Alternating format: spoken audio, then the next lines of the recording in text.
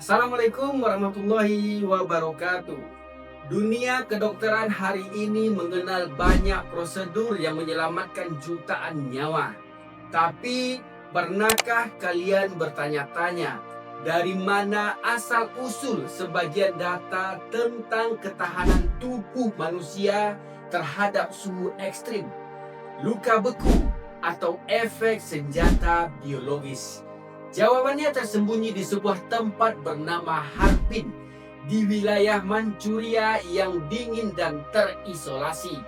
Selama puluhan tahun, sejarah seolah sepakat untuk menutup rapat sebuah nama, yaitu Unit 731. Jika kalian menganggap kamp konsentrasi Nazi adalah puncak kekejaman manusia, maka apa yang terjadi di laboratorium rahasia milik Kekaisaran Jepang ini mungkin akan membuat kalian kehilangan kata-kata. Ini bukan cerita tentang perang. Ini adalah cerita tentang bagaimana sains kehilangan jiwanya dan bagaimana manusia berubah menjadi monster demi sebuah ambisi. Selamat datang di Ogiaga. Hari ini kami akan membawa kalian menelusuri lorong-lorong berdarah di unit 731. Sebuah tempat di mana jeritan tidak pernah didengar dan di mana ribuan nyawa hanya dianggap lebih rendah dari sebatang kayu. Persiapkan mental kalian, karena setelah video ini, cara kalian memandang sejarah tidak akan pernah sama lagi. Inilah Unit 731.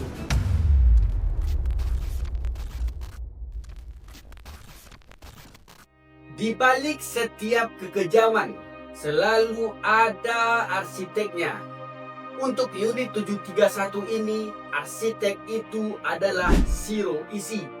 Dia bukan tentara kasar yang suka menyiksa di medan perang. Sebaliknya, Ishii adalah seorang dokter brilian, lulusan Universitas Kekaisaran Kyoto. Dia cerdas, ambisius, namun memiliki pandangan yang sangat menyimpang tentang masa depan perperangan. Bagi Ishii, etika medis hanyalah penghambat bagi kemajuan militer. Dia percaya bahwa kemenangan Jepang tidak akan ditentukan oleh peluru, melainkan oleh kuman dan virus. Pada tahun 1930-an, ia mendirikan fasilitas riset raksasa di Manchuria karena di sana ia memiliki satu hal yang tidak bisa ia dapatkan di Jepang, yaitu suplai manusia yang tidak terbatas untuk dijadikan bahan percobaan. Shiro Ishii membangun sebuah kerajaan kecil di Harbin. Dia sangat dihormati, bahkan dianggap seperti dewa oleh anak buahnya. Tapi di balik jubah putih dokternya, Ishii sedang merancang skenario paling biadab dalam sejarah medis. Dia percaya bahwa selama sains diuntungkan, nyawa manusia hanyalah statistik yang bisa dihapus kapan saja.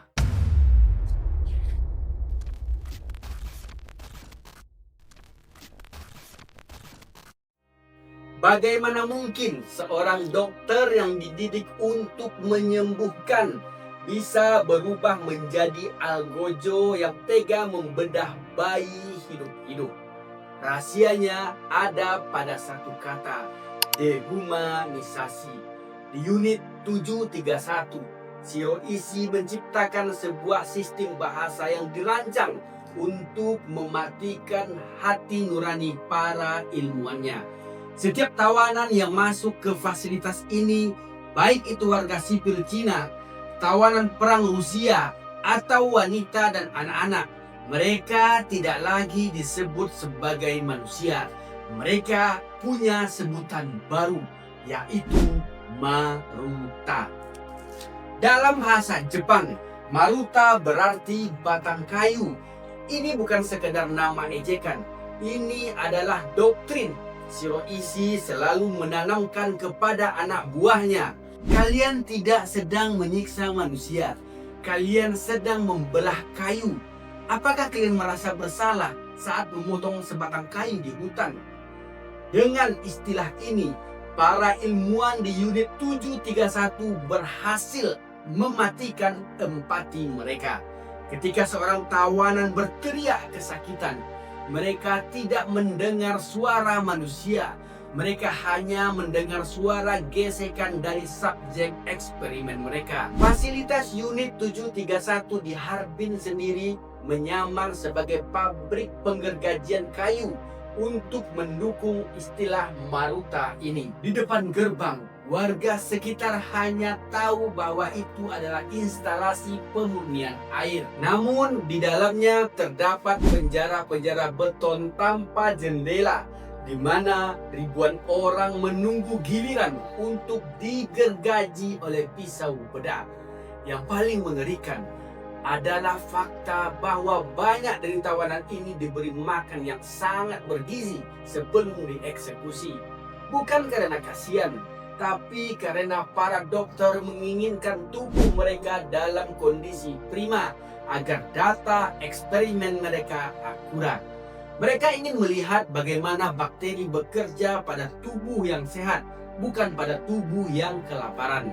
Disinilah kita melihat betapa berbahayanya ketika sebuah ideologi bisa menghapus status kemanusiaan seseorang. Saat seorang sudah dianggap sebagai benda atau batang kayu, maka segala jenis kekejaman akan dianggap sebagai prosedur teknis yang wajar. Bagi para staf di sana, mereka tidak sedang melakukan kejahatan perang. Mereka merasa sedang menjalankan tugas suci bagi kemajuan medis Jepang. Dan di mata mereka, Maruta hanyalah sumber daya alam yang bisa dibuang setelah diambil datanya.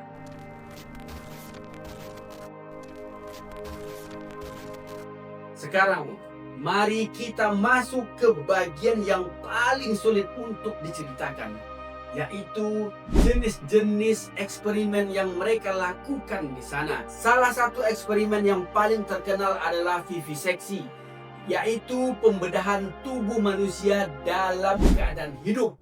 Dan yang paling gila, ini dilakukan tanpa bius sama sekali. Mengapa? Karena para dokter di unit 731 percaya bahwa obat bius akan merubah komposisi kimia dalam darah dan organ, sehingga hasil penelitiannya tidak akan murni. Mereka membedah dada dan perut tawanan, mengeluarkan organ satu persatu, sementara jantung subjek tersebut masih berdetak, hanya untuk mempelajari proses kematian secara langsung. Ada juga eksperimen anti beku. Di musim dingin, Harbin bisa mencapai suhu minus 40 derajat. Para tawanan dibawa keluar ruangan dengan tangan dan kaki yang dibasahi hingga air membeku total.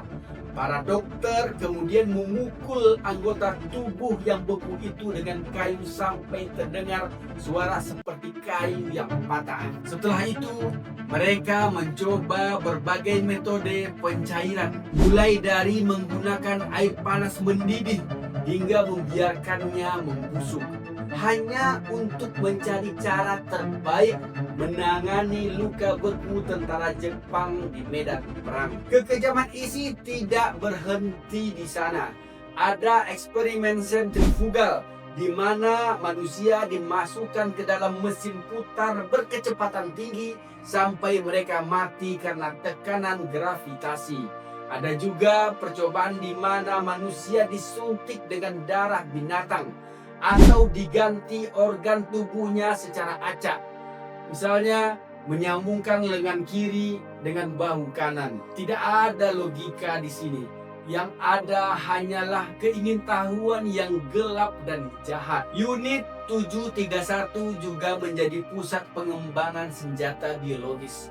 Mereka sengaja mengeksekusi tawanan dengan wabah pes, kolera, dan antraks. Setelah tawanan tersebut sekarat, Mereka tidak dibiarkan mati dengan tenang. Mereka akan dibedah hidup-hidup untuk melihat bagaimana kuman-kuman tersebut menghancurkan jaringan tubuh dari dalam. Shiro Ishin bahkan menciptakan bom porselen yang diisi dengan kutu-kutu yang sudah terinfeksi wabah pes. Bom itu diuji coba dengan cara mengikat tawanan di tiang-tiang kayu. Lalu bom itu diledakkan di sekitar mereka untuk melihat seberapa cepat infeksi itu menyebar. Bagi unit 731, tubuh manusia hanyalah kanvas kosong di mana mereka bisa melukiskan kekejaman atas nama ilmu pengetahuan.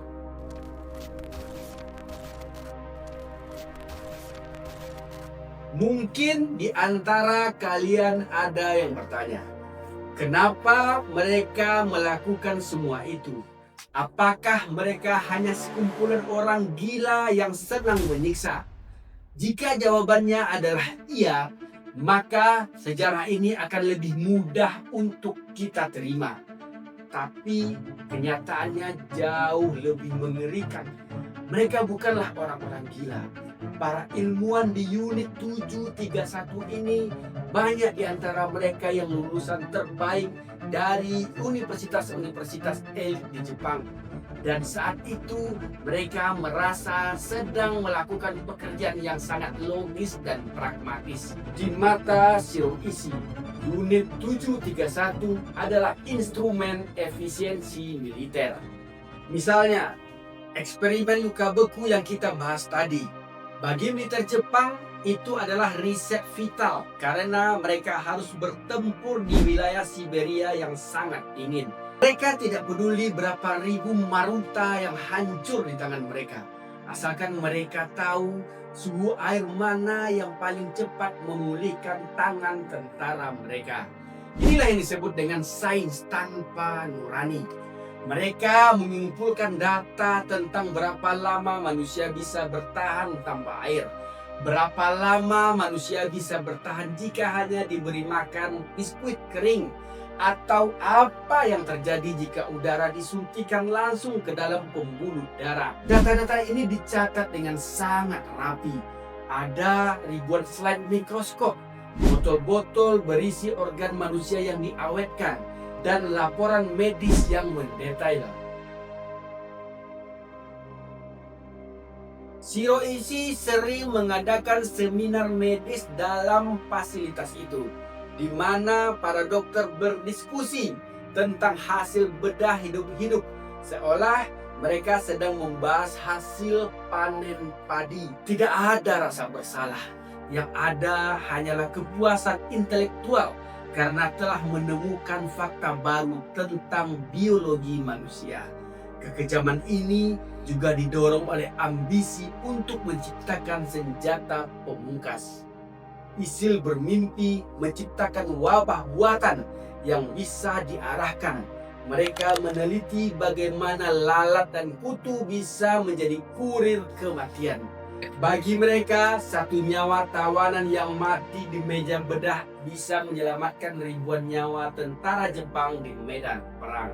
Logika sesat inilah yang membuat unit 731 menjadi tempat paling berbahaya di dunia. Karena ketika kekejaman sudah memiliki alasan ilmiah, maka tidak ada lagi batas bagi apa yang bisa dilakukan manusia terhadap manusia lainnya. Mereka merasa sedang membangun masa depan, padahal mereka sedang menggali lubang terdalam bagi martabat kemanusiaan.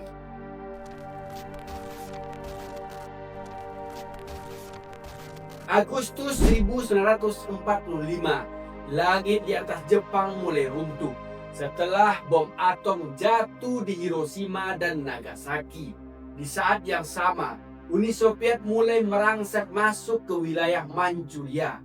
Shiro Ishin menyadari bahwa waktunya sudah habis. Namun, alih-alih menyerah dan mengakui dosa-dosanya, perintah pertama yang ia keluarkan adalah hancurkan semua bukti. Jangan sisakan satu pun saksi hidup. Ini adalah periode yang sangat mencekam di fasilitas Harbin. Para staf unit 731 bekerja siang dan malam untuk meledakkan gedung-gedung laboratorium yang canggih itu. Namun, penghancuran bangunan adalah bagian yang mudah. Yang paling sulit dan paling kejam adalah bagaimana mereka melenyapkan barang bukti yang bernapas, yaitu para tawanan Maruta yang masih tersisa di dalam sel. Berdasarkan kesaksian para staf yang selamat, para tawanan terakhir dibunuh secara massal menggunakan gas beracun. Mayat-mayat mereka kemudian dilemparkan ke dalam lubang raksasa dan dibakar. Shiroishi bahkan memerintahkan agar abu dari tulang-tulang tersebut dibuang ke sungai agar tidak bisa diidentifikasi. Tidak boleh ada satupun tawanan yang tertinggal untuk menceritakan apa yang terjadi di dalam sana. Para ilmuwan dan keluarga mereka diberikan sianida dan diperingatkan untuk bunuh diri jika tertangkap oleh tentara Soviet. Isil sendiri melarikan diri menggunakan kereta api khusus. Ia membawa koper-koper berisi dokumen paling berharga, yaitu data hasil eksperimen manusia selama bertahun-tahun. Baginya, dokumen itu adalah asuransi nyawa.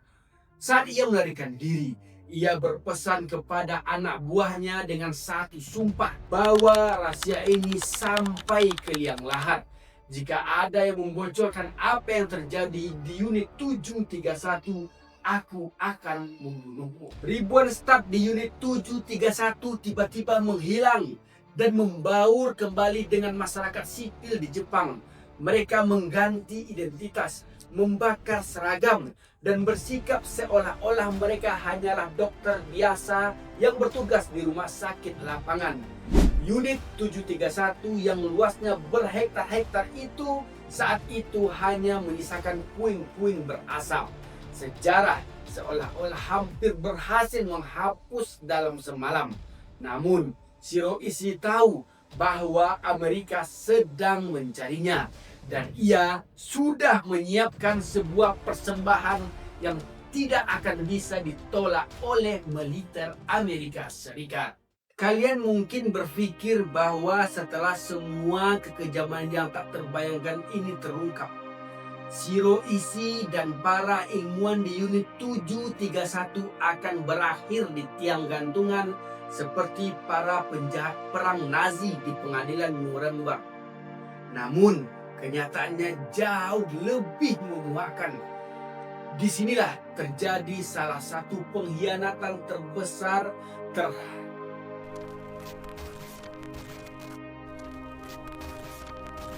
Kalian mungkin berpikir bahwa setelah semua kekejaman yang tak terbayangkan ini terungkap, Shiroishi dan para ilmuwan di unit 731 akan berakhir di tiang gantungan seperti para penjahat perang Nazi di pengadilan Nuremberg. Namun, kenyataannya jauh lebih memuakkan. Disinilah terjadi salah satu pengkhianatan terbesar terhadap nilai-nilai kemanusiaan dalam sejarah modern. Ketika Amerika Serikat menduduki Jepang pasca perang, mereka mencium adanya data penelitian senjata biologis yang sangat luar biasa di tangan Shiroishi. Alih-alih menangkapnya sebagai penjahat perang, militer Amerika di bawah komando Jenderal Douglas MacArthur justru mengirimkan tim ahli medis dari Fort Detrick untuk bernegosiasi secara rahasia dengan ISI. Amerika menginginkan data eksperimen manusia tersebut, data yang tidak mungkin mereka dapatkan secara legal di dunia barat untuk memperkuat pertahanan dan serangan biologis mereka sendiri di masa Perang Dingin yang mulai membayang. Shiroishi, sang manipulator kuno, menyadari bahwa ia memegang kartu as. Ia menawarkan sebuah barter yang kejam.